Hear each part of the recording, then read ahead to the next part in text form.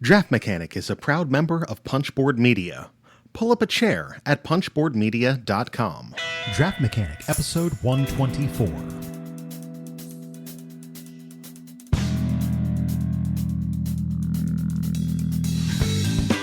On this episode of Draft Mechanic, we discuss recent plays of Decipher, the Cartographers App, On Tour European expansion, Silver and Gold, and Corinth, which we're putting on tap. We discuss the Untappd at home venue by the numbers, and in the final round, we're asking what games did you put off that you came back to and were pleasantly surprised by. So sit back, relax, grab a pint, and enjoy the show.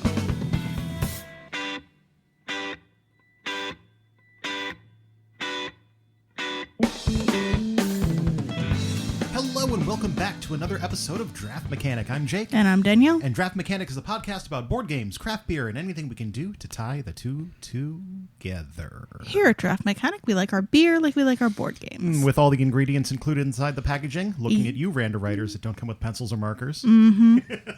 We will be talking about that and several other Randowriters in today's feature, where we are kind of going back around and talking about games where you flip over cards or roll some dice and mark things on a sheet and feel very good about the things you have done. Yeah, we like to do these in batches because they're usually fairly small games, but they do deserve to be talked about, and if we've got a whole bunch of them, we can just sort of group them all together and be like, hey, here's what's cool, here's what's not so cool. You take your pick. So I'm super excited to talk about those things because I do love rolling some dice and or flipping cards. But if this is your first time here at Draft Mechanic, thank you so much for joining us. We hope that you can find us on the internet. You can go to draftmechanic.net and you can find us on social media at Draft Mechanic, Facebook, Twitter, Instagram, the usual places. We also have a Board Game Geek Guild that is guild number 2470. There will be a thread up there for this episode as there is for every episode. So if you're listening and you want to join in the conversation or you just want to tell us that we're wrong, that is the place to do it. Danielle, are there any local events coming up soon? No. Stay in your house, play board games, but stay in your house. Or you can also go online and play board games, but you're going to probably do that from your house. Yeah, it's a world that we are in. I kind of just want to get into it because we got a bunch of stuff we're talking about in Randowriters. So, Danielle, do you think you could hit us with that Kickstarter update? Sure. Last episode, we talked about Endangered, the new species expansion from Grand Gamers Guild, and that has finished up with $143,967 of its $15,000 goal with 2,014 backers. It has unlocked a ton of content and component upgrades, so that is exciting. That's going to happen. Yeah, that is a huge turnout for Endangered new species expansion. So congrats to Grand Gamers Guild on an awesome campaign there. I would like to move on to new projects. I actually have two that I would like to talk about, and both of them are kind of fun. Yeah. So the first one is a self-published game called As You Wich. W-I-C-H, and as you may have guessed, this is going to be a game that involves sandwiches in some way. This is being self-published by designers Sanji and Janelle. It's currently funding at $15,000 of its $10,000 goal with 325 backers. This one ends on Saturday, October 3rd. It'll cost you $20 to get a copy of the game, and this is a game about sandwiches. Pretty simple. You have a hand of ingredient cards. Some of them are really tasty looking, some of them are probably not, and you're going to do a card trading thing. You have some extra piles on the table of the giant 300 item deck. This is apparently what it is. It's a lot of different stuff. And on your turn, you have your 5 cards. You're going to either pick up one from the shop, one of those 3 shop stacks, or off the top of the deck. You're going to discard down one. If you want to discard face down onto one of those stacks, you quote unquote close that shop, and you're going to continue going around until all 3 shops are closed. So it's kind of a little bit of a opportunity to shut other people out from getting a good ingredient. You can discard something down on top of that card, which is kind of nice and actually a fun mechanic. Yeah, but you have to play everything that's in your hand if you push towards the end of the game. So you want to make sure that you don't end up with, like, I don't know, Windex and shoe insoles or something. Windex and shoes. Yeah, so basically, once all the shops are closed, everybody's going to basically pitch their sandwich as the sandwich that they would like everybody to eat, and it's obviously at the end going to be a voting game. This is not a hard point collection or set collection or anything like that. This is a voting game, so you already know whether or not that's going to appeal to you. Guys, we're just talking about this because Jake likes sandwiches a lot. I like sandwiches a lot, and also the video is awesome. Also, the video is very funny. Woman designers.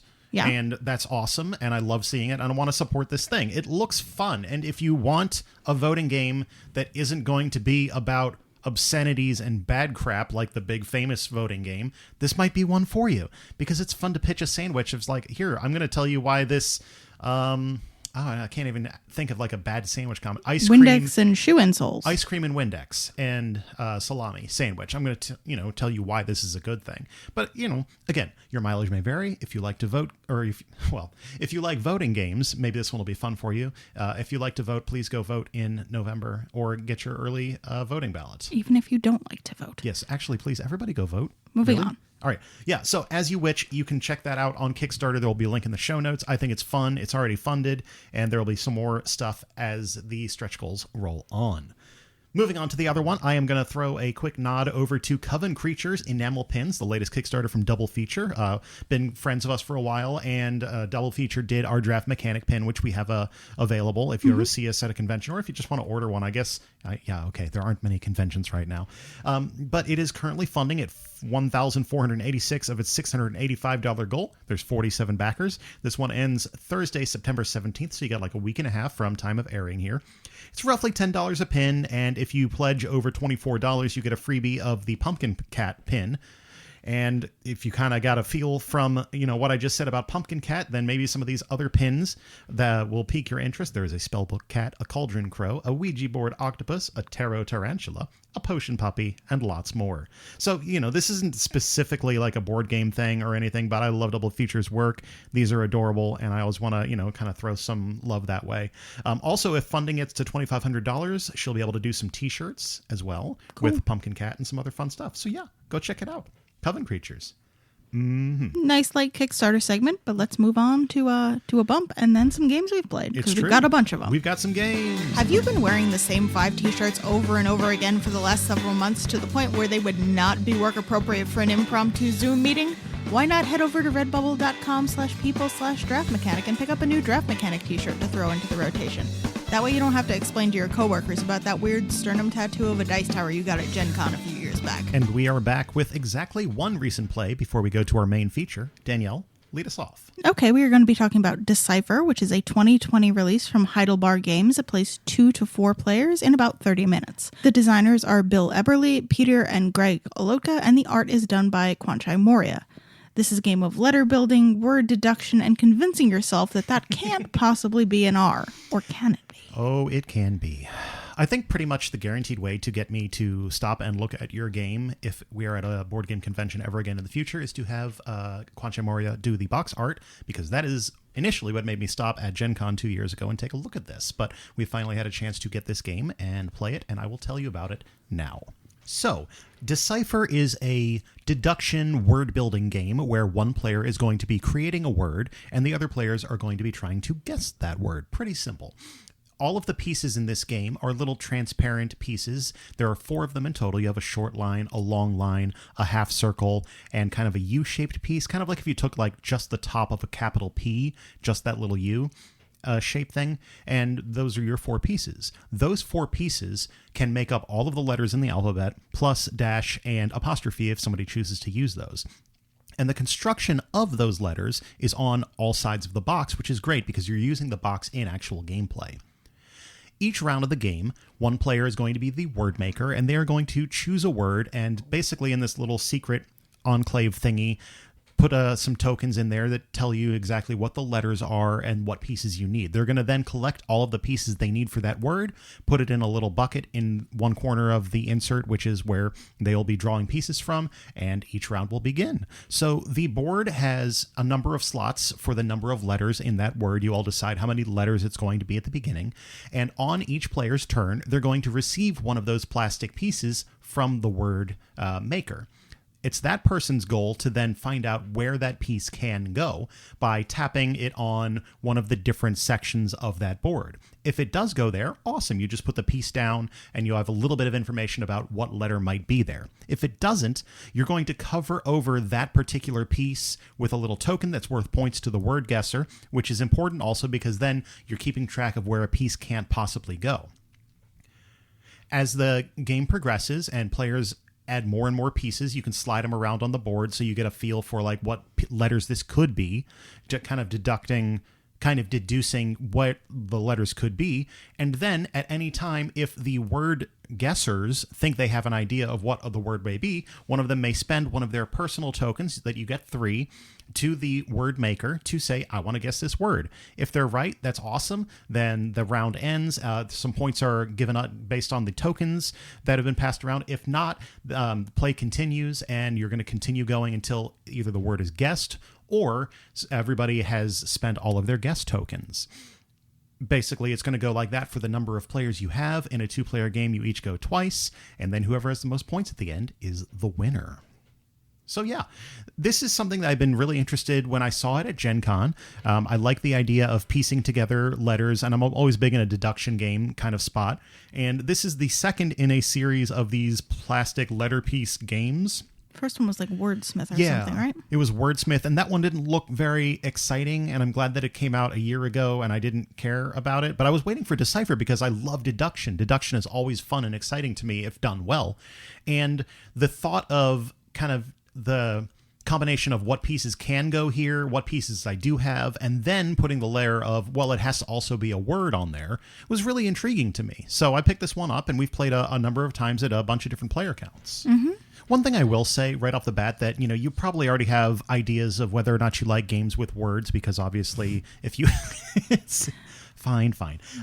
Bigger vocabularies obviously impact whether or not you're going to be good at a game about deducing words. And you might already have an idea whether or not you like deduction stuff. So you kind of got this in-between space that's probably going to cut a number of people out of both. I mean, we're no strangers to deduction. We love, Search for Planet X, one of our favorite games from the last few years in terms of deduction.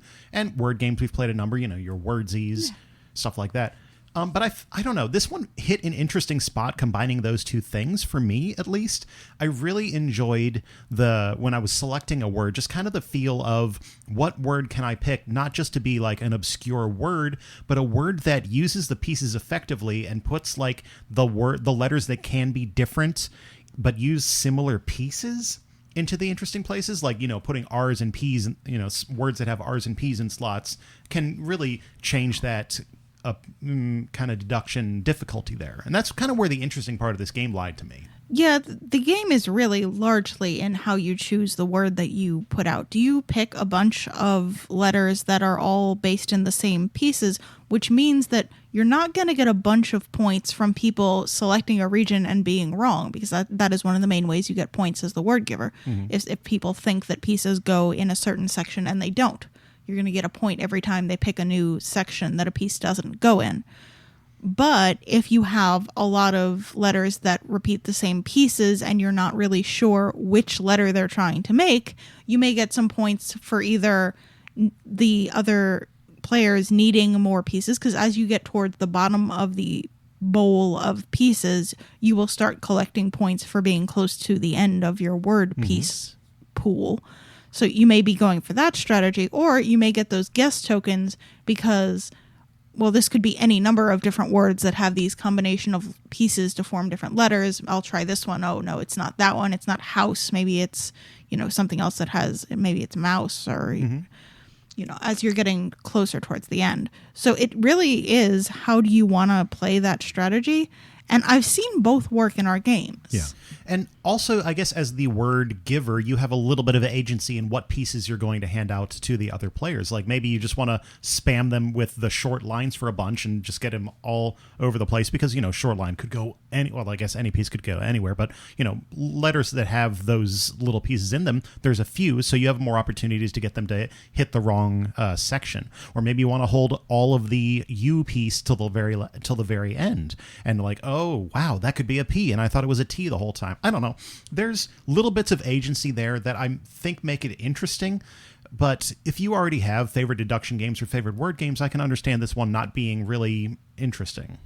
Yeah, I mean, there's certainly something to say for needing to have visualization skills for this game. Mm-hmm. You need to be able to look at a bunch of stuff and be like, oh, this could be any number of these.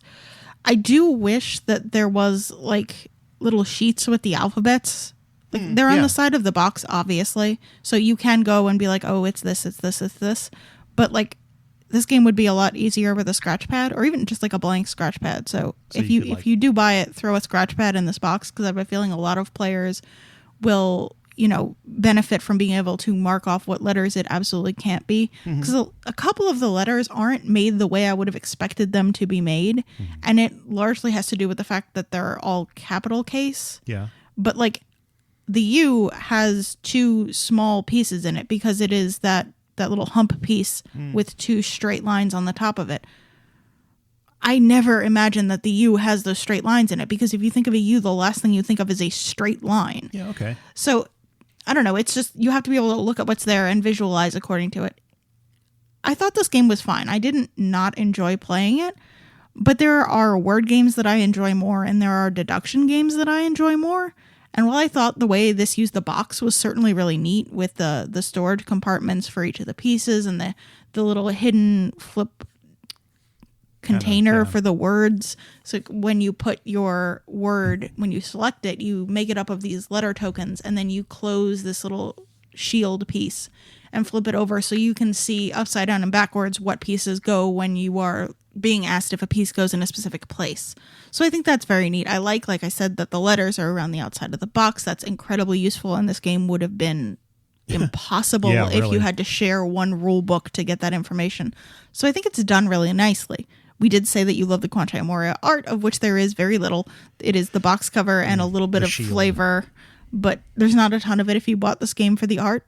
Sorry. There's honestly more than I would have expected. Fair. And I will say that is one thing that gives this one a check mark in my corner, is that there is really, really great production on this. Like you said, the box insert is fantastic. The art, when used, is used very well. I think everything is very clear to see on the board and on the sides of the box. Also, it comes with a score sheet and a pencil. Yes, it comes with a pencil in the box, and this is not a game that needs one specifically. But I just it's really well produced. So I don't know. I don't know. If you give me a score sheet, you better give me a pencil. But I really like the production. I agree with you. But this game didn't jump out at me as the game that I'm going to need to play when I want to play a word game or a deduction game. Yeah, I think it's going to fit a certain niche. This is probably a good family game as well. I don't know. I mean, it depends on how old your family members are, because if they're very small kids, I think word games may be somewhat tricky for them to be the clue maker.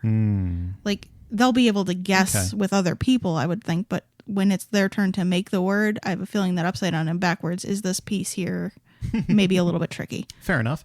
Well, I'm interested to hear if anybody out there has had a chance to play this one yet, so you can always hop onto the Slack or on Twitter and just let us know. I like it. I'm glad I picked it up, but I understand that I am a unique case here, I think. No, I mean, it's not a bad game. It's just not overwhelming in any way. Yeah, cool. Well, that is Decipher. And we're going to end the recent play section kind of early, which is odd, but it makes more sense to take a break now and talk about a whole bunch of Randowriters in a row. So maybe we do that? Yeah, I mean, the feature is just a bunch of recent plays, so there'll be more, don't worry. All right, let's roll. In Reavers of Midgard, the second standalone installment in the Champions of Midgard universe, you will be taking your clan beyond your own borders on your never-ending quest for glory. Each player has a single worker they will place each round, determining one of the actions all players will take, and of course, gaining the strongest version of it for themselves. But be aware of your fellow Vikings, since you get to take a version of the action they select. Use the powerful Reaver cards to recruit crew members, and then to rally additional crew to lead your troops or to specialize in one of your actions, increasing its benefits when either you or another player chooses it. Bring territories into your empire, raid keeps and villages, pillage farms, walls, or towers, or even fight sea battles against ships and serpents alike. You can use guaranteed resources you know you have, or take a chance with the dice and hope the favor of the gods is on your side. In the end, only the clan with the most glory will triumph in Reavers of Midgard from Grey Fox Games. Grey Fox Games, quality games, cleverly crafted. So our first feature in today's Randowriter Roundup is the new app for cartographers. It's available on iOS and Android. And I know it's not really technically, writing on a piece of paper with an actual pencil, but it's a digital implementation of a Randowriter that we very much like, so we want to talk about it. So this is a 2020 release from Thunderworks Games, developed by Brett Spielwald. It plays just one person in, 5 to 10 minutes, frankly. It's designed by Jordi Adon, with art by Luis Francisco and Lucas Ribeiro. This is a digital card flipping and map making game with musical stings straight out of your local news channel. And if you are interested to learn more about Cartographers itself, we talked about the game itself in episode 113, so you can go back and listen to that review there. I will, however, give you a brief overview of how it plays so you know what we're talking about when we're talking about the app. In Cartographers, you start with a grid that may or may not have a chasm in the middle of it, depending on which side you've picked of your paper. Mm-hmm. And there are going to be, I believe, 6 different types of terrain that you are going to be adding to this map. You add them to the map in the regular game by drawing the symbol on the square that you would like to place it on. Each different type of terrain has a different symbol.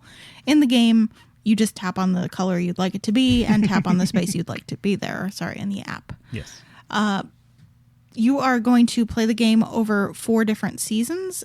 Each game has 4 different objectives that are going to be scored in combinations of 2. So the first season you will score objectives A and B.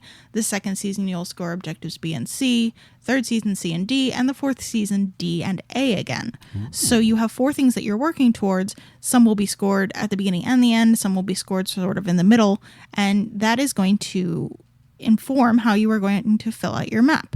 Each season you will flip up different number of cards, adding to a value based on numbers printed on those cards, and you will add all of the different types of terrain indicated on the cards to your map.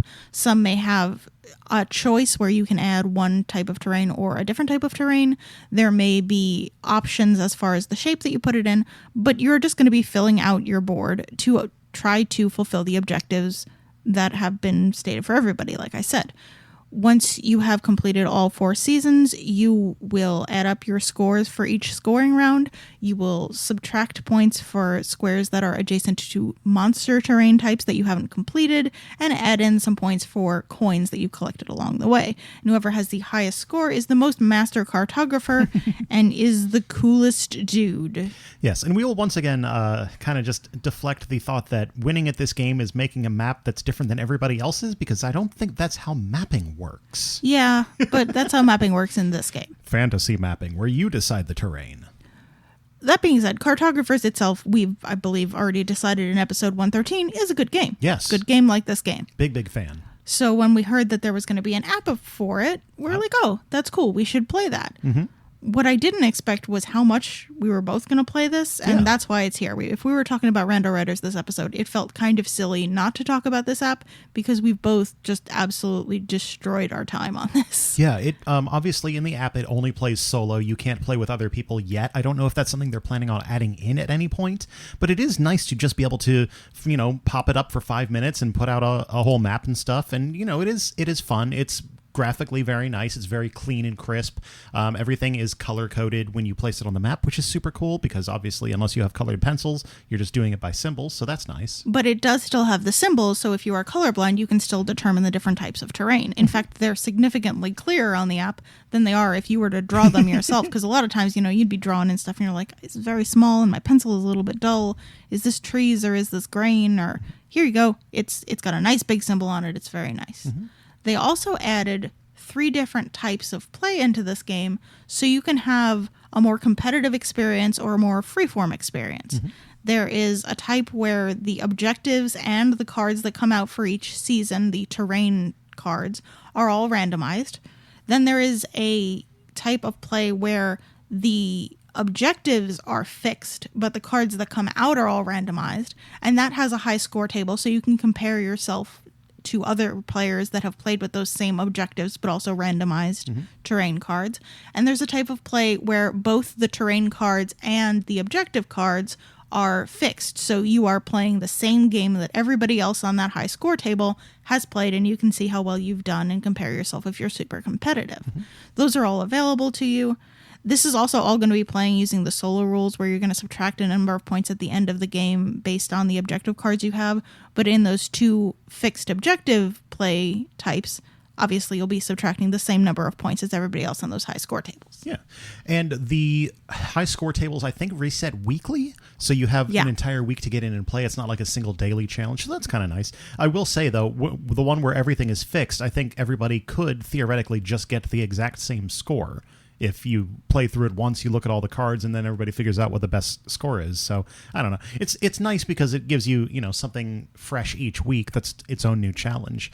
I also say the app does a really good job using the screen real estate. Most of it is taken up by the map, obviously, but I feel like they converted the cards into the size that they needed to be to express the information clearly. You can very clearly see all 4 objectives, and you can tap on them to expand, but once you get a feel for the names and kind of the basic symbols, you really can see them easily. The cards, when they flip up, are in a corner, but your options are right at the bottom of your map, so you know exactly what you're getting. There's nice confirmation buttons. It doesn't auto-confirm when you tap something, which is really nice. That's a knock-mall issue that I have. But yeah, it uses it pretty well. This is like a version 1.0 of this app, so there's a little rough edges. It's hard to quit back to the main screen if you don't know how to. There's like a tiny little drag thing in the corner you can drag to go back to the menu if you don't want to play this one. And the sound effects are on par with the Ganshan Clever app, which is designed by the same people here. Now, they don't automatically play. If your phone is on silent, that was my biggest issue with the Ganshan Clever app, which was that even if your phone was on silent, it made the sounds, which I don't understand why it did that, but it did. I don't have a problem with cartographers in that way. If your phone is on silent, it doesn't make any noise. It doesn't even make any buzzes. Yeah. And I'm assuming that they're going to fix the few bugs. There have been some reporting of like it being hard for it to scroll. You can't like scroll effectively on the tutorial, or not the tutorial, the instruction sheet. It's an issue that I've had on my iPhone, but you haven't had on yours. Yeah. So. I don't know if it's just because my phone is an older phone and it probably has less bells and whistles in the code or whatever. Who knows? But I've not had that problem, but I have seen it happen on your phone. So I understand that it is an issue, but I like for the gameplay for a few bucks and having this in your pocket at all times. This is an easy one to just grab, and just once you enjoy it, and you get that freshness of new kind of challenges, quote unquote, each week. So yeah, I think it's a big hit. Yeah, I'm a big fan of the Cartographers app. Cool. Well, you can go find that on your app stores as you wish. Next up, we are going to be talking about Silver and Gold, which is a 2019 release from Pandasaurus Games, which plays 2 to 4 players in 20 minutes. It is designed by Phil Walker Harding, and the artist is Oliver Freudenreich. This is a game of treasure hunting, palm tree chopping, and trophies for some reason. Yeah, for some reason. In the game of Silver and Gold, you and all of the other players are, I guess, treasure hunting. I don't know. Theme's not terribly important in this game. I'll just get that out of the way. But you have a scorecard where you're going to be marking off things, or your scores, and you're going to also have these treasure map cards, which are cards that just have a bunch of squares on them. They come in 4 flavors, 8 squares, 10 squares, 12 squares, and 14 squares. Each of them also has a color, which is nice. And these kind of shapes of squares are going to have some different stuff on them. Most of the squares will be blank. Some of them might have a coin. Some of them might have a palm tree. Some of them might have an X on them. And I'll deal with that X in a little bit. Some might not have anything at all. Like there are cards in the game that are completely blank other than the squares, and that's just kind of what you get. Everybody gets 2 of these cards to start, and your goal is to complete those cards using some things that are flipped up every round of the game. There are a number of exploration cards that are different polyomino shapes. They're, I think, between 2 and 4 squares of different polyomino shapes. And each round of the game, a player is going to flip up one of those cards. There's 8 total. You're going to go 7 cards, and that will be the end of that round. But once that card is flipped up, you can write, or I guess cross out the squares of that shape on one or the other of your cards. If you can't fit it, or if you simply don't want to, you may choose to just cross off 1 square on one of your cards. And then you're going to kind of look at what you've crossed over. If you've crossed over gold, good for you. You mark a little gold thingy on your score sheet. If you cross over a palm tree, you're going to get a section on your scorecard you fill in with a point for that palm tree, plus any that are in the center area of additional treasure cards that people will take as they complete stuff. The trade row. Yeah, the trade row. And then if you cross over an X, you get a free X anywhere on any of your cards. So you can kind of stack a few things there together if you want to cross off more than you would have normally from that polyomino card that flipped up. The scoring is interesting in that every 4 gold you collect, you're going to cross off or circle a trophy, and there is a central card that has the value of trophies, and it goes from 6 points for the first person to get one down to 1 point for the last. You write in whatever score you get from that onto your thingy, and you continue to get, fill up your gold there's 3 maximum rows of gold you can get. The palm trees, you have an opportunity to get maximum of 4 of those throughout the game. And some of the treasure cards that you are going to work on completing will have a little seal in the corner that is one of the colors of the cards and either 1 or 2 points. End of the game, you will get 1 or 2 points for every card of that color you've completed. I guess I should actually say, once you've completed a card, you move it into a score pile of your own and you draw a new card from that center trade row. But that's just, pretty simple stuff there. So at the end of the game, you're going to count up your gold points, your trophy points, your palm tree points, your seal points, and the points from the cards. And after 4 rounds, whoever has the most of those things is the one who did the win. Yes. That's it. So I picked this up on a whim at Target after seeing somebody playing it when I did actually the trade for Bargain Quest that we talked about in the last episode. They were playing it at Burial when we were up there. And I'm just like, Randowriter. Okay. Cool, pick it up. And it's one of these like cheap little $10-15 games that you get at Target in a little deck box kind of thingy. And I'm just like, okay, we'll see how this is. And then we got to playing it. I think Danielle and I played it while y'all were playing Corinth, and then we just started playing it a bunch more. Yeah, this is definitely one of those games where once you play it once, every time I've played it, I want to play it again immediately afterwards. And it's the kind of game where if you've got a couple of minutes, you can pull it out real quick and play. Even with 2 players, it works just fine. Yeah. It's a fun little game, and I didn't expect that from it. It looked kind of boring when you put it on the table after you bought it. Mm-hmm. I do want to say, component-wise, this game has really, really good markers. They're full-size markers. They don't come with erasers, but for some reason, swallowing not having erasers feels a little easier to me than not having pencils or markers. Yeah, the cards wipe off really, really easily. So they do. They wipe off nice and cleanly. After several uses, there's no discoloration, which you can sometimes get with stuff that is not laminated, that's just like coated. Yeah. And these seem to be holding up just fine after several erasers. It's a fun game. It's not super thematic, but I really like it. Yeah, not super thematic. I would say there's literally no theme to this because I don't know where silver comes from in this because the trophies are gold, and also I don't know why there are trophies in this game. Yeah, I don't understand that either. Like, do pirates have competitions where whoever gets the most gold gets a trophy? Mm-hmm. The theme is silly, but the game is fun. Yeah, it's a fun optimization puzzle and trying to figure out the most you can get out of like those X spaces that give you additional crossouts. Always fun to have that in a Randowriter because it gives you more options to move around the board and fill out stuff more effectively. And also, the central scorecard that keeps track of the trophies does list exactly what all 8 cards are. So as each round progresses, you can kind of in your mind say, all right, I've already seen the L. So I've got this space on my thing, and if the tiny L comes out, then I'm going to be good. So I want to leave that there. And you can just kind of plan ahead right there, which is good because you're not allowed to look at the cards that have been dealt out once they have been. You can only see the most recently one. That is very clearly stated in the rules. But I like that. It's not heavy at all. It's a very, very light game. It plays quickly, and I think every game has been 15 to 20 minutes of this. And it really is a good palate cleanser between a bunch of different stuff. And you can't beat the price point and the physical footprint of this. Yeah, I mean, it's a very small game. You have the 2 cards that are in front of, well, I guess the 3 cards counting your scorecard that are in front of you, and a pile of cards that you have completed, which you might want to spread out just so you can see what kind of seals you have, but you could realistically just keep them in a pile until you're ready to go. And then you've got 4 cards in the center, and that's really about it. Yeah. Well, I guess, and the pile of polyomino cards that you're using to fill in. I think there was interesting variation in the scores, though, because depending on how well you use those palm tree cards, you could get a bunch of points from that, or you could end up only scoring palm trees once and only getting 1 or 2 points from it, which I've definitely done in some games, because if you take a card that has a palm tree on it and there's no palm trees in that center trade row, you're only going to be scoring 1 point when you cross it off. Yeah. And then it feels kind of like a wasted opportunity, but it's still also you need to complete that space to finish the card. And then if you do that and then you go to draw a card and everybody is drawing cards for that round and a whole bunch of palm trees come out, you're like, oh, dang, I could have waited 1 more round and then I would have gotten a whole bunch of points. So that's interesting in the scoring. Yeah, and I wouldn't say like you're not required to go after gold and trophies to win this game. If there's a different avenues there. I feel like you kind of are, because you get points for each gold, plus you get trophy points for getting a bunch of gold. So if you don't go after any gold, I think it would be very difficult to win this game unless you were just absolutely blowing through cards. Yeah. But you're using the same number of X's plus or minus maybe 1 or 2 if you've got some X's the on X there. is printed on your cards. You're essentially crossing off the same number of spaces as everybody else. So I think if you don't take the opportunity to get those gold points, you are going to be hard up for a win on this game. All in all, I enjoy it, but I also don't see myself playing this game like 2 years from now.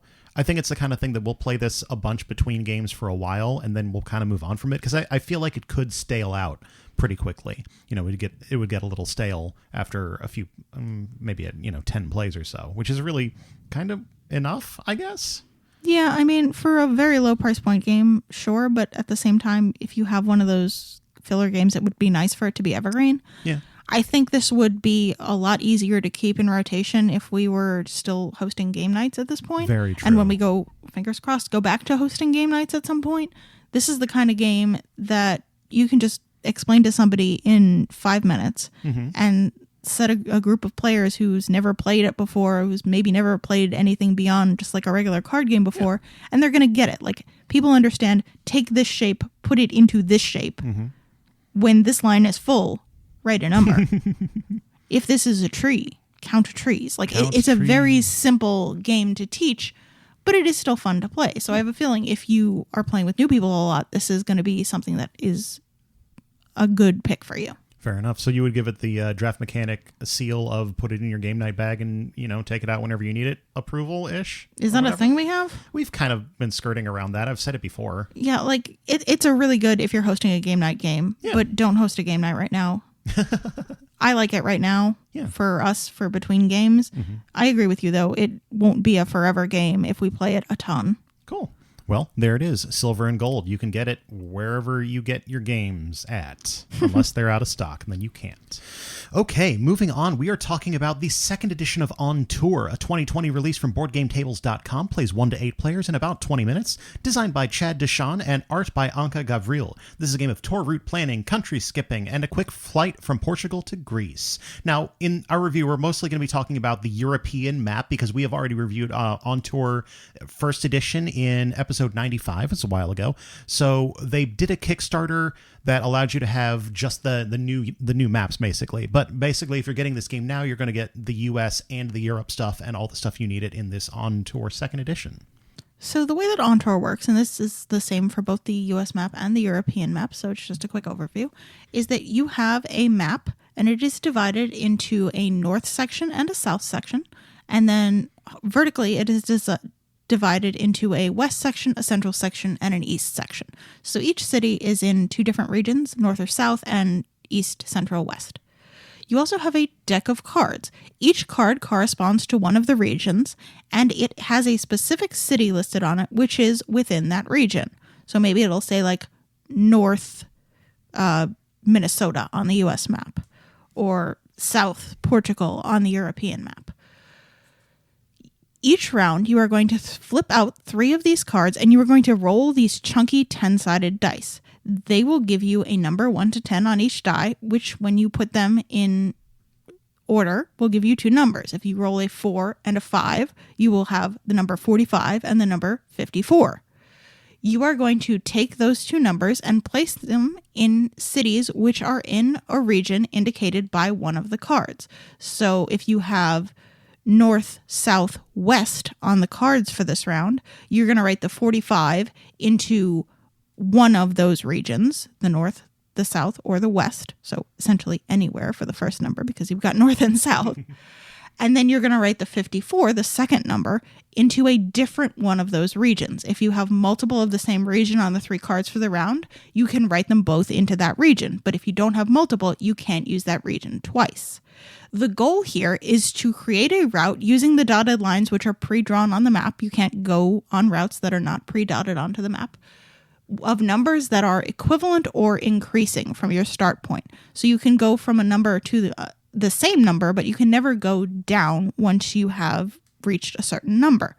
You are going to try to connect as many cities as possible in this way, keeping the route of increasing number.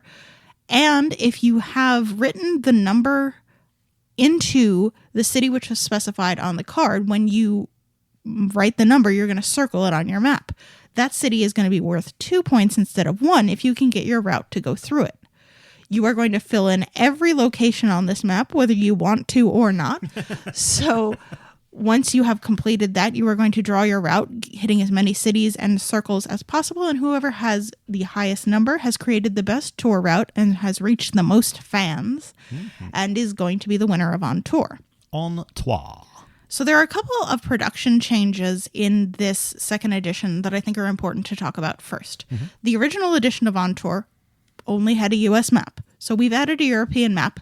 How do you feel about having a second option for maps, Jake? I am a big fan of multiple maps. I am also a big fan of multiple maps. It doubles your variability. Like I said, the game plays the same no matter which map you're using, so you don't need to learn any new rules to use the European map. You just have tweaks to strategy because the dotted lines between cities are different. Yeah, I personally thought that the Europe map was a lot more flexible and a lot more interconnected than the U.S. One thing that always happens on the U.S. map, you always get, you get trapped in Florida or you get trapped in New England, something like that.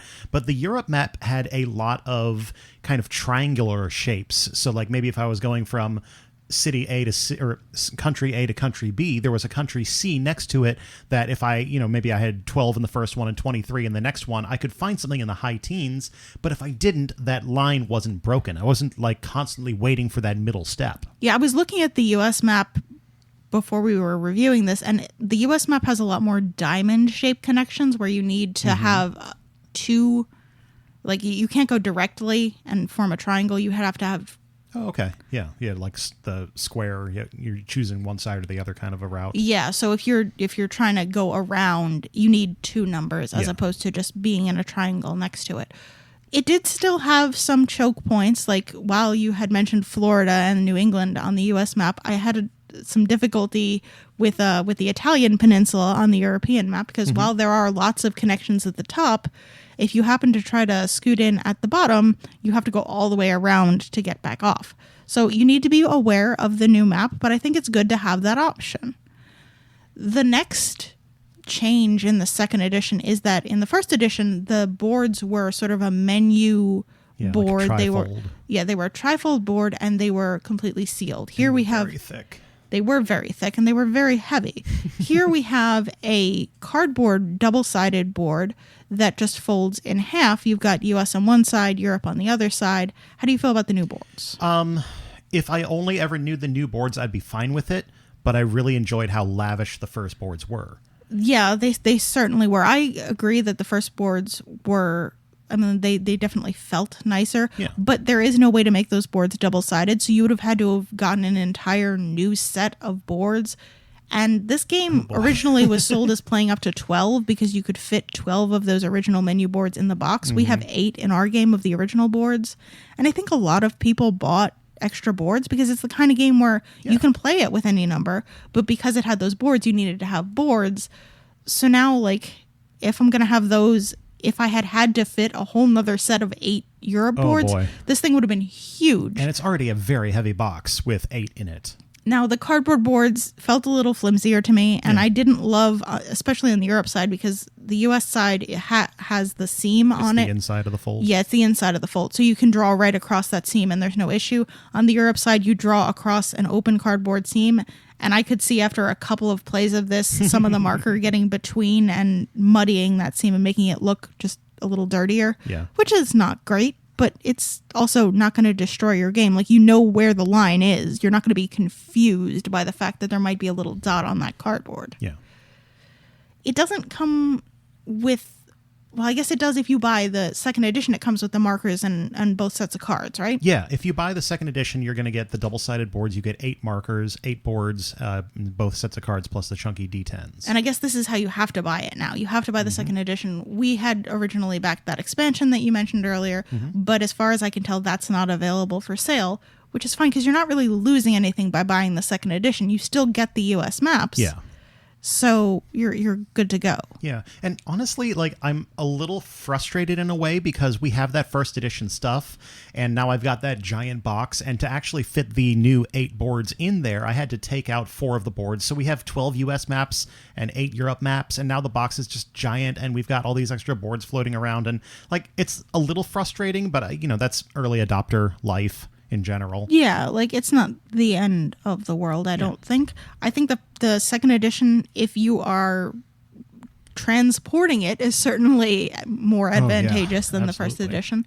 And I think they did a really nice job of just changing up the possibilities that you can play with without changing the game at all. Yeah, it's a very smart second edition. If you own On Tour and you're fine with just having the US map, I don't see a reason to buy a second edition. If you want the European boards, go right ahead. It'll work with your first edition stuff. It's really a preference thing, whether you want that extra variability. And frankly, if you buy the second edition, the first edition is probably just going to go on a shelf unless you want to play a big US group of people. Mm-hmm. But, we had talked about On Tour has an app, but I think actually I'd rather play On Tour in person. Yeah. While it's a really nice app and I have it on my phone, I have it if I want to like kill some time every once in a while. But the commiseration of On Tour, especially if you're learning a new map, because as you play the map a couple of times, you do get more familiar with where you can take a risk and more familiar with where you absolutely need to get your groundwork in before you go to a certain location. The commiseration of playing with other people in this game is the fun of it. It's like when you look across the table and the person that you thought was doing great realized that they don't have dotted lines between two locations they really thought they did, or they realize that there's a number that they have to place, that the only place that they can reasonably place it disrupts their whole line, and they were really waiting for a different number to go there. So that commiseration is fun. So I really think this game shines with a lot of other people. Yeah. And the second edition gives you an easy, more portable way to do that. Yeah, I straight up agree. Like, I have not even touched the app of this. No. I'm not super excited by the gameplay, and I think a lot of that is just because I always set my expectations really low on how long I'm going to be able to get my route. So that last, 20% of the game is kind of just like, all right, well, I'm just throwing numbers in places. Maybe I'm waiting for like one or two things. That's me. That's the way that I'm playing this game for sure. But playing it with other people is definitely a lot more fun. Like, that's where the fun in this game comes from for me, is just kind of seeing the kind of crazy decisions everybody else makes. And even though that can't impact me at all, it's still fun to talk about that and have that commiseration. Oh, okay. I absolutely love the gameplay on this, but I also like, if you're getting joy out of watching other people, then that's fine. I think it's like $35 for the second edition of this game. Yeah, you just get it at the BoardGameTables.com website is the only place that really has it right now. Yeah, so for 8 people, that's not a bad per person price. No, that's a good deal. I know this is one that used to come out. The first edition of this used to come out at our game nights all the time. So I'm curious to see if the second edition is going to hold up and people are going to keep playing it. I think it's a good addition. I hope so. I mean, it's fun, and it, like you said, comes out at game night a good lot. So good stuff for it. Europe. On tour. All right, Danielle, will you give us the statistics for our finale Randowriter of this episode? We are going to be talking about Corinth, which is a 2019 release from Days of Wonder, which plays 2 to 4 players in 20 to 30 minutes. The designer is Sébastien Pochon, and the artists are Julio César and Cyril Dijon. This is a dice drafting, box marking, goat herding Randowriter, and it is the Randowriter implementation of Ispahan, which we talked about in episode 75 in our Geekway 2018 edition. Ispahan is a pretty old game by, I guess, podcasting standards. It's kind of one of these quote-unquote cult classic games released back in 2006. I know Chris Kirkman of Dice Hate Me Games is really, really big on this game and always talking about it on the Punchboard Media Slack. So when it came out that they were doing a game called Corinth that was by the same designer and had very similar things, everybody's like, wait, really? We're going to bring Ispahan back as a Randowriter? I'm like, yeah, okay, cool. So I picked it up. Honestly, I picked it up a while ago, and it just took forever for us to get this one played, but here we are doing the Randowriter episode. So in the game of Corinth, you have a sheet of paper in front of you, and through some dice actions, you're going to be crossing off squares. Oh, dang. Are you excited yet? Yes. There's also circles. You can also cross off circles. So you got a big old fistful of dice, and each turn of the game, each round of the game, each player is going to roll the dice once and lay them out on the dice drafting pool. The dice drafting pool basically has 6 sections. The very bottom section is goats, the top section is gold, and each of the other 4 sections correspond to 4 different areas on your individual player sheet that are shops you want to stock and fill up. The catch here is when the player rolls all 9 of the dice, they're going to then assign the dice in ascending order. The lowest number will always go in the goats, and then the highest number available will always go in the gold, and then you will start at the bottom and work your way up. So it's very likely that the 4th and 5th spots on this tower of dice, not tower, but the sheet of dice won't get any dice in them, and therefore you can't take any actions to go into those particular shop zones. You're pretty much always going to have the option for either goats or gold. In fact, always, unless you roll literally all of the same number, but that has its own little edge case we'll talk about later. And basically, you're going to take turns drafting a set of dice. Whatever number of dice you take, you're going to probably cross off some boxes. If you take goats, you're going to cross or circle that many goats in your goat storage section. If you take the gold, you can circle over some gold symbols there. You can spend the gold for a number of different things we'll talk about. And in the other 4 sections, you take those dice and you get to cross off 1 good per die in one of those sections. So basically, if I go at the green one and I take 3 dice, I cross off 3. They're separated in each of the shop sections into 3 or 4 clumps. You might have 2 goods, 3 goods, and 5 goods, and you must choose one of those and complete it fully before you start crossing out another one. So if I'm working on the 5, I can't take a 1 die and put it in the 1 section of that particular shop. If you don't want to use the dice for whatever you've drafted the section for, you may choose to use them to move the steward around, which is a thing that I haven't mentioned at all yet, so it's another complete section of your score sheet. Top right corner, basically you have a little route kind of thing. It's a grid where your steward character is in the middle, and you're going to draw a line based on the number of pips of the die you selected. So if I took 3 3s, actually, let me make it easier. If I took 3 4s, I would move my steward 4 spaces along that steward grid, circling whichever one the last space I go to is and getting a reward as dictated there, either filling in goods or some gold or some goats, etc. You can't cross over yourself when you're moving the steward around, so just be aware you're going to box yourself in eventually. After you've used your dice for whatever you've chosen to use your dice for, you do have the option to spend some of your gold and goats in the bottom right corner of your sheet to build one of the 4 buildings. These are buildings that give you permanent buffs that, kind of manipulate the way stuff happens in specific ways. One of them gets you 2 extra gold anytime you take gold. There's one that allows you to manipulate and mitigate the steward's movement. There's one that allows you to deliver an extra good anytime you take goods. And then there's one that makes all of your buildings worth 3 points once they are completed. So obviously the buildings are only worth their action unless you check that building off. You're going to go a number of rounds based on players, 4 rounds for 4 players, 6 rounds for 2 or 3 players. Everybody's taking a turn to roll the dice, and you're going to stack up all your points and feel very good about it. And that's pretty much it. So yeah, that is Corinth, the Ispahan dice game. Oh, also they changed camels to goats. There were camels in the original game. They were camels in the original game. One other thing that I forgot to mention, there, in addition to the 9 white dice you get, there are also 3 yellow dice, and you have an option to purchase one of those each round, or purchase up to 3 of those each round by spending 1 gold each. And you may also, with your steward, unlock a permanent gold die that is useful for yourself. You roll those when it is your turn to roll the dice. It is only available to you, and you remove it after you draft your die when you start the roll. So yeah, Corinth. Danielle, tell me your feelings on Corinth. Okay, so I feel like one of the things we need to address is how well does Corinth implement the mechanics that were in Ispahan, since we've made it clear that this was supposed to be an implementation of Ispahan. How well does it implement it? I think it actually does a pretty good job in some spots and not so great job in another. Mechanics-wise, it does a really nice job of taking the mechanics that are in Ispahan and making it into a Randowriter. It has the same, literally the same mechanic when it comes with the dice. You roll a pool of dice. You can pay to add extra dice if you are the first player and they're removed. Nobody else can use them. You divide them so that there's always a lowest and there's always a highest, and what is filled depends on the makeup of the dice pool after that. And I think that is implemented exactly the same. Mm-hmm. There is the building mechanic, which is implemented the same as well. In Ispahan, you can pay golden camels to build buildings. In Corinth, you can pay golden goats to build buildings. There is a sort of similar implementation of the supervisor and the steward, the supervisor in Ispahan and the steward in Corinth, where you have a piece in Isfahan, it is a supervisor who goes around and can send cubes from the neighborhoods to the caravan or to the players.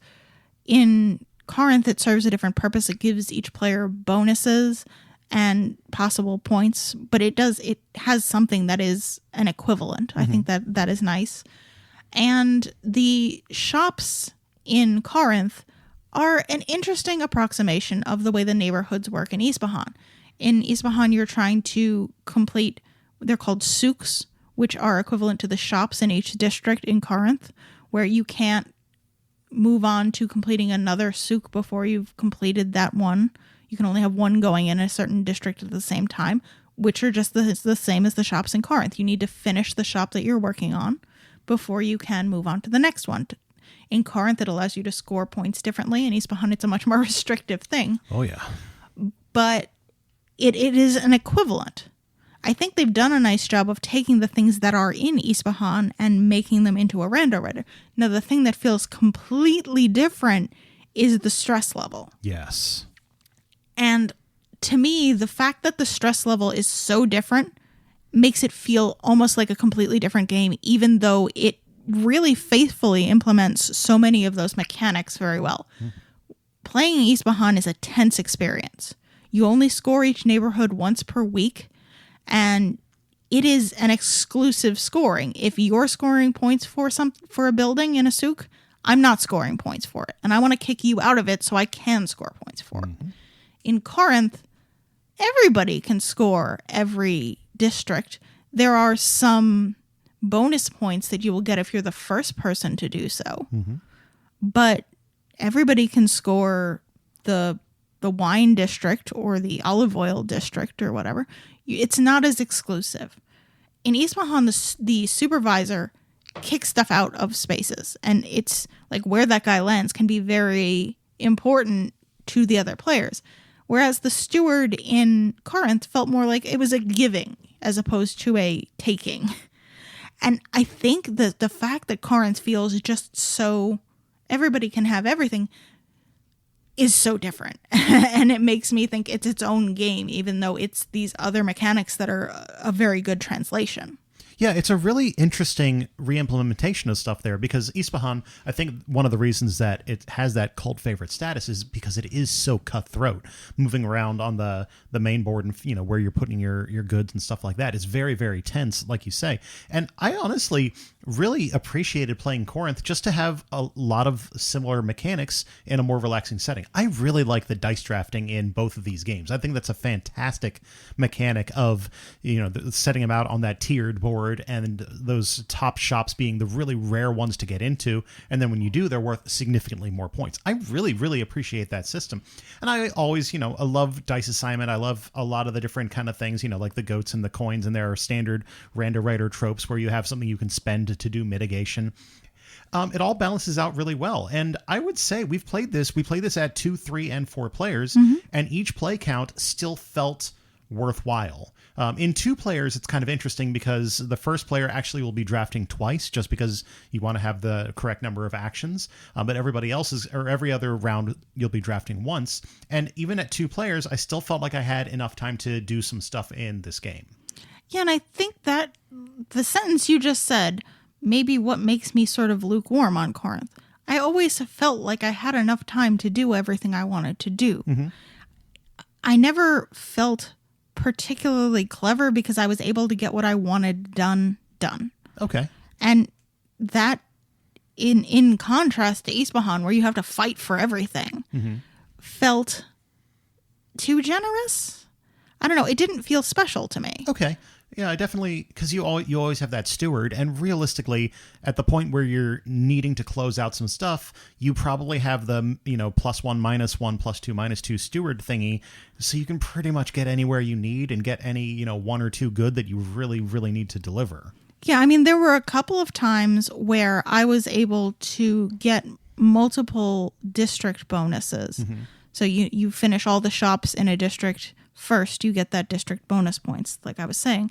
And I was able to get, in I think a 3-player game, I was able to get 2 of them. And you kind of assume in a 3-player game you're going to get one of them because there are 4 shops, and one of them doesn't give bonus points. The highest level doesn't give bonus points because you're getting a whole bunch of points if you're able to get it, and there's going to be very few dice there anyway. Yeah. But the other 3 each give bonus points. I was able to get 2 instead of 3, and I felt kind of clever about that because it means I was able to edge out both of you guys. But at the same time, that was just a luck thing because I was able to draft when there were enough dice in those pools. So it felt good to win, but it didn't feel like I had done something special. That's just, I lucked into it. Mm-hmm. Yeah, I think I understand where you're coming from, and I can definitely, feel that because having played Ispahan and just really enjoying that tension of that game, Corinth is a much lazier experience. I don't think I dislike that per se, but you're right. It doesn't have the excitement of some other Randowriters. Like I'm thinking about La Granja No Siesta is one that I'm very, very big on, or even something that's a little bit more directly related like Nakmal, which I'm always going to be very, very big on, because that one you're competing with other players every single step of the way. It is a lazier experience, but it's also a good quote-unquote middleweight Randowriter. I kind of feel like it's in that middleweight category because it's not just, Quicks level super light, and it's not something... Middleweight for a Randowriter, not like for a game in general, because it's definitely a light game. Yeah, I've yet to see a real heavy Randowriter that I can think of. Like La Granja No Siesta is probably the heavier end of Randowriters in general. But it's fun. It's fine. I'm glad that we've played it. I love that dice mechanic a lot. Yeah, it's fun. I did not dislike it, and I don't think it's a bad translation of Ispahan to a Randowriter. Mm-hmm. But I don't like it. It loses something in that translation, I feel like. I'm really glad you made that turn of phrase because I really wanted to do that too. Well, I've done it. Yeah, I mean, when you take this game and take the cutthroat out of it, some of those elements aren't as exciting. Straight up. That being said, if you're looking for just like a fun family weight Randowriter, this one's fun. It's an easy teach. There's lots of ways to get points. So if you're looking for something that is super friendly like that, this one works fine. Yeah. I think in this weight of Randowriter, I'm going to play Welcome To every time. It's a completely different game, but it is a similar weight of Randowriter, and I think it's more fun. Yeah, I could see that, and I would probably be okay with that. Danielle, do you want to talk about the components of this game, some of which may be missing? Yeah, I do, a little bit. It doesn't come with pencils. It's a game where you have to write things every time, and it doesn't come with pencils. Come on, Days of Wonder. You used to be the bastion of great component quality, and you're not going to put pencils or pens in the Randowriter? Come on. Come on. That being said, like, you can get pencils. Yeah, probably. But it would have been nice to have had some golf pencils in there. I also want to talk about the art, which is just weird to me. Like, the cover of the box is very bright and colorful and happy. It's a Days of Wonder box, of course it is. But there are 4 characters on it, 2 male, 2 female. The males are drawn in this fun, cartoony art style. The female characters are also drawn in sort of a cartoony style, but they look like Barbies or Bratz dolls or something. Their heads are too big for their bodies. And it's like, it just struck me as odd because it's definitely just those 2 characters are drawn slightly differently than everything else in the game. Mm-hmm. And I was just sort of weirded out by it. I'm like, I don't understand it's very, why. Like 90s animated feature kind of look to it. Like, I guess it's not going to destroy this game. It just struck me as odd. I don't know what it is. It stands out. Well, if you are interested in that, you can go find Corinth. And obviously, there's a whole bunch of other Randowriters we've talked about here and in previous episodes. You can find them on draftmechanic.net. But we are not done with Corinth because we must take a break and then come back and pair some beers with it in our Untappd. For more information on the beers we chose to pair with today's game on tap, check out the show notes section at our website, draftmechanic.net. So, on tap, we are talking about Corinth, and I have seized upon one aspect of Corinth, which is the thing that makes it, other than, the competitive aspect, the thing that makes it different than Ispahan, which is the goats. Goats. And how often do I get to make a goats list? Very infrequently. Nowish. Now is the time. Corinth is a 2019 Days of Wonder release again. It plays 2 to 4 players, 20 to 30 minutes, designed by Sébastien Pouchon and art by Julio César and Cyril Dejean. It is a dice drafting, box marking, goat herding Randowriter. I really wish there was a solo mode for this, just to try it. But I guess, how would you draft dice? you would get all the dice. Huh. I mean, you could just draft them and remove them, but you'd have to find a way to randomize what gets taken. We never talked about the edge case. If you roll all dice of the same number, you immediately win the game and all future games, and you hang this on your wall and give it to a friend or something like that. Yeah, it says, like, take a picture, hang it in your game room, and then give the game to a friend, Yes. which we had to repeatedly tell all of our friends they weren't allowed to do if that happened because it's not their game. Yes. All right. Well, anyway, the beers. First up, from Holy Mountain Brewing in Seattle, Washington. This is The Goat. It's a Brett beer, 4.9% ABV. It's a Brett Saison with barley, rye, and wheat, hopped with European hops, then foeder aged with Saison yeast and Brett, and further bottle conditioned with Brett. It comes in a 750 milliliter bottle. You may or may not be able to find it. They do distribute this. We actually can get this in North Carolina. They are currently distributing it, too. Yeah. I love Holy Mountain. They do such amazing stuff. If you are in the Pacific Northwest and you are through Seattle, you should go to Holy Mountain. Their tap room is exceptional. I think they have like one beer garden space available. Their actual tap room is closed right now, but they've got some space in, I think, the same facility. Oh, good. It's outdoor space, obviously. Word. Yeah, Holy Mountain, fantastic. Go check them out. Next, from Thirsty Planet Brewing Company in Austin, Texas, we have Thirsty Goat Amber. It's an amber ale that is 6.8% ABV and 30 IBU. It has mild aromas of sweet caramel and toffee from the malts and hints of grassy hops. The flavor delivers caramel and toffee sweetness that balances with hop bitterness, and it is available in 12-ounce bottles. Sweet caramel. They also win this week's award for least useful website. It is just a link to their social media. Oh no! And a sign up for their newspaper. It's not broken. It's not broken. It just you can't click on any of it. It's not broken, just useless.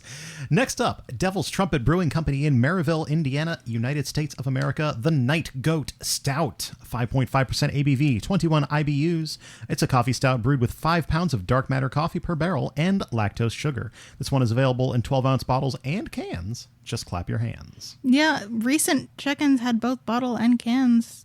So I guess whatever your favored containment situation is, you've got it. I'm interested to see if 6 months from now we have cans left. The can shortage, or not can shortage, but the can issues that you and I had been talking about appear to be, I think, clearing up some. That's slightly. good. Okay, good. From Barkerville Brewing Company in Quesnel, British Columbia, Canada, we have Wandering Camel, because you know what? Those goats used to be camels. And it is an English IPA, which is 6.5% ABV and 48 IBU. It's an unfiltered IPA brewed with nugget hops and then dry hopped with Citra, and it comes in 473 milliliter cans. It's very specific. It's 16-ounce cans in the U.S., okay, fine. I was able to clearly see the marking on it for once, and it is 473 milliliters is the conversion. There you go. go. Now you know. Well, if you were looking for information on those beers as to their websites and stuff, or, the 3 out of 4 websites that are decent, you can go to the show notes at the website draftmechanic.net, or you can go to boardgames.beer, which is an actual real human website that we pay money for. Yes, it's a thing. Danielle, it sounds like you want to take a break from your hop series to tell us some different information in today's beer segment. Yeah, Untappd, the app that we use to make these lists if you are looking for any of them. If you want to go to my Untappd, it is Laughs Too Easily, and you can get to all of those lists. They are all public lists, so you can find out what we have on tap for all of the Untaps we've done back to like episode 30, I think. Wow. The very first episodes aren't on there. It's been a minute. Because the list function didn't exist yet. Do you ever feel old?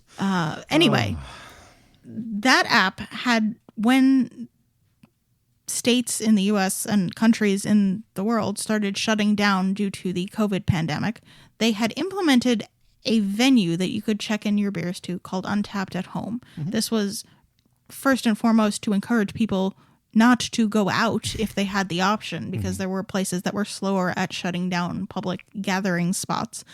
And also to just sort of give people an opportunity to continue using their product while they were quarantined at home or just not going out as much. Yeah. Well, they've now passed 25 million check-ins at this Untappd at Home venue, and they did a little bit of data analysis, and they distributed that data analysis. They published it, and it was really interesting to me to see some of the things that they found. The top 10 cities for the Untappd at Home location were London, New York City, Chicago, Oslo, Stockholm, Gothenburg, Toronto, Utrecht, Philadelphia, and Amsterdam. London is the most by far, with somewhere between 280,000 and 290,000 check-ins. They published a bar graph, so I just sort of had to estimate off where the bar was. But apparently the folks in London know where the bar isn't, because they are logging many Untappd at home check-ins. They know where the home is at. The second place, which was New York City, was 130 to 140,000. Okay. So like twice as much. Yes. And then when you go, they decrease in order all the way down to Amsterdam, which was 60 to 70,000, somewhere in that range. London was not only leading in check-ins, they were leading in distinct users using that location by over 2,000 more than New York and Chicago, which were the second and third place locations. So not only were they checking in more beers, it was more people checking in beers. Which is interesting because they mentioned in the article that usually their user base is predominantly US based.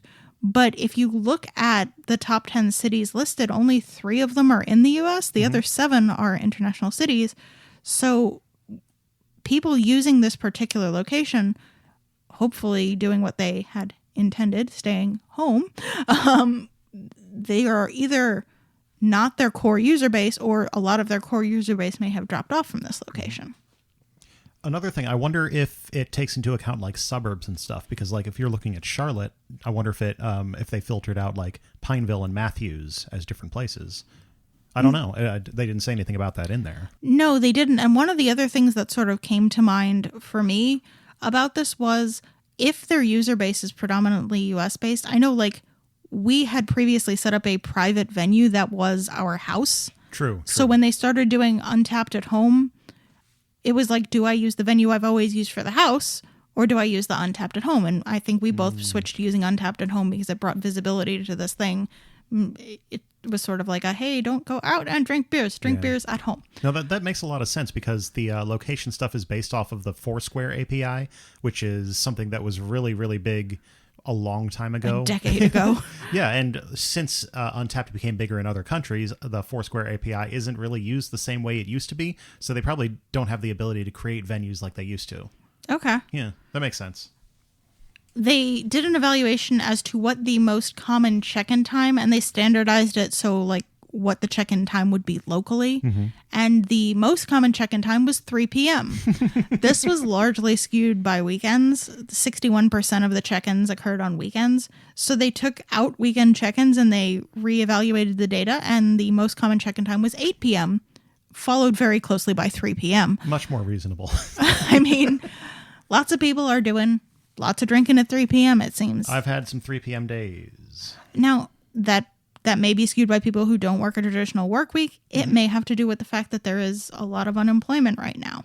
Yeah. So I'm not sure what that's saying. Maybe people are just drinking while they're supposed to be working. Who knows?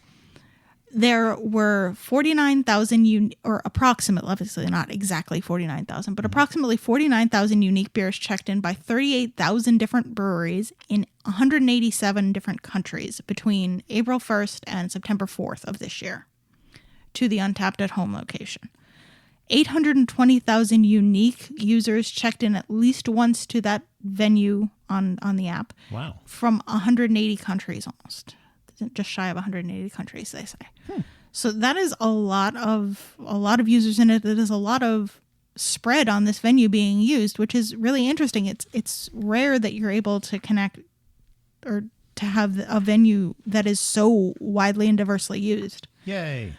Thanks for staying home, people. So what are the top styles that are being used? Unsurprisingly, if you've ever listened to our GABF roundups where we talk about the most entered categories at GABF, they are all IPAs and pales. American IPA, New England IPA, Imperial IPA, American Pale, and Session IPA are the top 5 styles.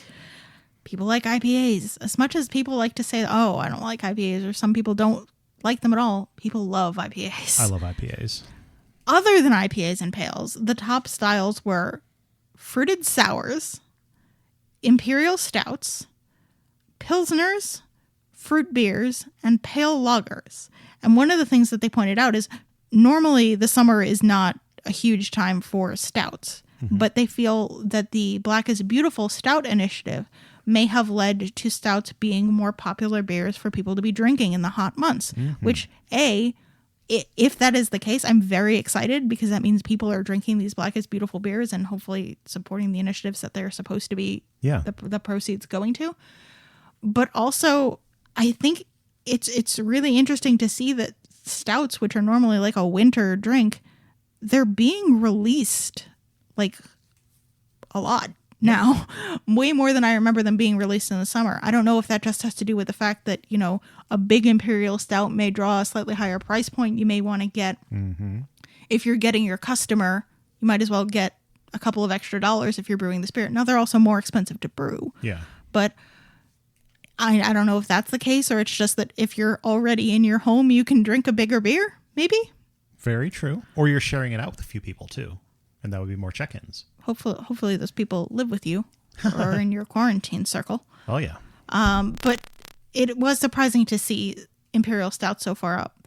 I was pleased to see Fruited Sours and Fruit Beers on here. Mm-hmm. Fruited Sours have been making like a meteoric rise in our GABF roundups. Yeah. I think they were Wooded and Fruited Sours were, after IPAs, the top category last time we did this, and it's still holding true. And if you look at a shelf in your local bottle shop, that will not surprise you because Fruited Sours are really just going. And in the summer, Fruited Berliner Weisses are amazing. Like a really nice, slightly tart beer with a little bit of fruit sweetness is perfect for hot months. So if you're not drinking that stout in July, maybe you're drinking a Fruited Berliner Weiss, and that's interesting to see. The only other thing that sort of jumped out to me about this that I felt the need to comment on was that I'm wondering if the lower numbers of usage of this in the US have to do with so many people who work in the service industry being out of work right now, or being out of work for a large portion of the time that they're looking at between April 1st and early September. Because folks who may have been regular users of the Untappd app, because they work in the service industry, because they're aware of it and they have opportunity to get to a lot of product, maybe they were either strapped for cash because no paycheck, or just not in those environments where they were able to get them. I wonder if that has anything to do with the lesser U.S. check-ins in those country or city breakdowns. Well, it's a bunch of very interesting information. I was really excited to see them digging into that data. So I appreciate you sharing that with everybody. And if you would like to go and read that report, we'll put a link in the show notes. Certainly. And you can, as always, follow us on Untappd. I'm INDJK, and you are Laughs Too Easily, as you said before. Mm-hmm. And that is that. So we are going to take our final break of the show, and we're going to come back with Gasp. What's this? A final round? It's true. Oh, it's true. Nice. Want a second opinion on some of the games we talked about on this episode? Check out some other great content creators at punchboardmedia.com. All right, the final round. It does exist. I swear it's here. Anyway, in the final round, basically, we reach out to our Slack channel and our Board Game Geek Guild and kind of just ask, hey, what do you think about this particular topic? And last episode, we were talking about Bargain Quest, a game that I had kind of floated around but never really had the chance to play. And then I played it and it was like, whoa, this is really, really good. So I wanted to ask everybody, what's a game that you put off playing for a while or came back 2 years later that turned out to be a very pleasant surprise? So we have a few. And Danielle, will you start? Sure. Chris says, maybe Luxor. I got it and Pioneers and Expedition Luxor in the Queen Kickstarter after Luxor was nominated for the 2018 Spiel des Jahres. All three sat around for a while. Still haven't played Expedition Luxor, aka Robber Knights. Played and enjoyed Pioneers once or twice. Luxor has been the most fun of the batch, but it still doesn't hit the table that often. Would like to play it more, though. Okay. BJ from Board Game Gumbo says, Lords of Vegas. I thought it looked too mean and too random, but wow, what a fun game. There's just enough randomness for some great laugh-out-loud moments, and just enough strategy and player interaction to elevate it. I would love to get my own copy someday. I haven't played that. I should put that in the playlist someday. Paul Imboden said, after trading my Summoner Wars collection for the first 3 cycles of Arkham LCG because Summoner Wars wasn't getting played anymore, the Arkham game also sat for a while. And when we played it, it became our favorite Arkham game and completely eliminated our desire to try Time Stories version 2. We're building decks for the Carcosa cycle tonight. Or, I guess, last week. Yeah. Time Stories version 2. I wonder what that is. We'll play it eventually. We have it. It will get played. Danny Dougherty chimes in with, I feel like this is the wrong crowd to admit this to, but I got Carcassonne in college, played it once with some friends, and just didn't see the hype. Pearls clutched. It was just draw a tile, play a tile. When we could be playing Catan, which had dice and resources and special power cards and trading and different types of wooden pieces. I would see the grave error of my ways many years later when I pulled up the tablet app of Carc to play with my partner on a whim, and it turned out that the whole thing was actually surprisingly diverse and super cutthroat. I can totally understand that, honestly. Like, Carcassonne probably is a game with a similar trajectory for us. Like, it's a game we played early and put it away for a few years. And then when we started getting in with the Carcassonne thing, really, I got very back into it. And we actually, a few people in the Slack chimed in and said, yeah, I learned this from people that were really, really good at it. So it was a really unpleasant experience. And I mean, that comes to any classic game. There's people that know it really well and could probably mop the floor with you. And if you kind of get that entrance to the game, I can understand not wanting to pick it up again. It is kind of funny to hear Catan as like the shining beacon of what we could be doing, though. Hey, in the early 2000s, we only had so many options, right? I know. All right. Peter said, back in 2007, I fell for Race for the Galaxy. I loved the interaction of action selection and searching for combos. But in mid-2008, it seemed like nobody was interested in Race for the Galaxy anymore. Everyone wanted to play this new card game called Dominion. I decided to be a dedicated fan of my game and refused to play Dominion for at least a year. I still prefer Race for the Galaxy, but I also own Dominion. You know what? Race for the Galaxy is amazing. Yes. I have a feeling a lot of people didn't want to play or don't want to play Race for the Galaxy now because it has gotten a reputation as having a super difficult teach, which I feel is particularly overblown. Yeah, it's not. It is not the cryptic thing that everybody makes it out to be. But like, I understand, like, getting people to play Race for the Galaxy can be difficult, and I'm glad that Peter stuck with it because that game is awesome. Love it. Very good. Very, love it. All right, as is tradition, Patrick Hillier will close us out with these words of wisdom. So, several years ago, I picked up a used copy of Fields of Arle in my epic solo game phase. Unfortunately, it wasn't terribly well organized other than 100 baggies of bits tossed in a giant box. This scared me off. I convinced my buddy Kellen to teach me at a con, but we were confused, and he taught me a feast for Odin. Fields Feast. It sat on my shelf for a few more years. Recently, Becca with the Querdcast started a Twitch stream, and this was their first game. They had fun, it was a casual solo play, and seemed like a game I was in the mood for. After watching, it seemed approachable. During my first play, I saw some rules that needed clarification and found a storage solution on BGG for quick setup. Been enjoying it so much that I've played it enough to do a 6-pack review. We've got that sitting on our Play It Again someday. We played that at Dice Tower Con a bunch of years back, and I've got a copy down there, and like I really want to play it again, but takes a minute to get going. Yeah, I think at this point we'd have to relearn it entirely, but it was a fun. I remember enjoying the play enough that we got a copy of it. Yeah. So I'm glad that Patrick is getting use out of his copy. Fields, feast, fields. It's all the same to me, right? No. A field for Odin. I mean, maybe Odin needs a field. Feasts of Arle. Maybe Odin's a cow. Yeah, who knows? All right, well, I have a topic for the next final round, or rather, BJ from Board Game Gumbo came up with the topic, and I want to hear all your thoughts on it. So, BJ proposed this one. Have you participated in an online convention this year? Because it's the only chance you get. How did it suit you? Did you like it? Did you hate it? Tell us about it. Tell us about your convention experience on the internet. Were you able to play cards on your computer screen? Yeah. Yeah, I mean, I'd love to hear. Yeah, and if you would like to, please hit us up on the Board Game Geek Guild or on our Slack channel. You can go to draftmechanic.net/Slack. But it is time for us to end this episode, so here are the words that usually come here. You can find us on the internet at draftmechanic.net or boardgames.beer. You can also find us at draftmechanic on your favorite social medias, as long as those are Facebook, Twitter, and Instagram. And you can send us an email at draftmechanic@gmail.com. I don't know why you'd want to, because every other method is a lot easier. We have a Board Game Geek Guild that is guild number 2470, so you can go to the thread there if you are looking for the show notes or just want to chat about the episode. We do not currently have local game nights, but hopefully someday we will again. Mm-hmm. Draft Mechanic is sponsored by Grey Fox Games. Visit greyfoxgames.com and sign up for their newsletter for the latest. Grey Fox Games, quality games, cleverly crafted. Ta-da! That's it. We're done. No, as always, I would like to remind our listeners to please game responsibly and tell them that I'll see them back here in 2 weeks for another round. You'll remember that someday. Good night. Good night. Draft Mechanic episode 124 is recorded on Sunday, September 6th, 2020 in front of a studio cat that just finally showed up. Where have you been all day? Beauty is in your eyes, you are the beholder.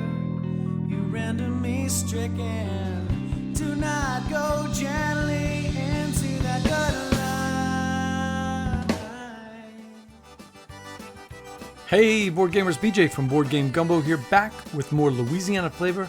Ton nada, mes chiens. We love talking board games. That's why we started up Gumbo Live, the #1 Facebook live talk show dedicated to board gaming. Each week, we interview guests from your hobby, publishers, designers, content creators, and you get to ask them whatever you like. It's a live show. So join us at Board Game Gumbo on Facebook every Tuesday night at 8:30 p.m. Central for another episode of Gumbo Live. And until next time, laissez le bon temps rouler. Punchboard Media, where we all bring something to the table. Pull up a chair at punchboardmedia.com.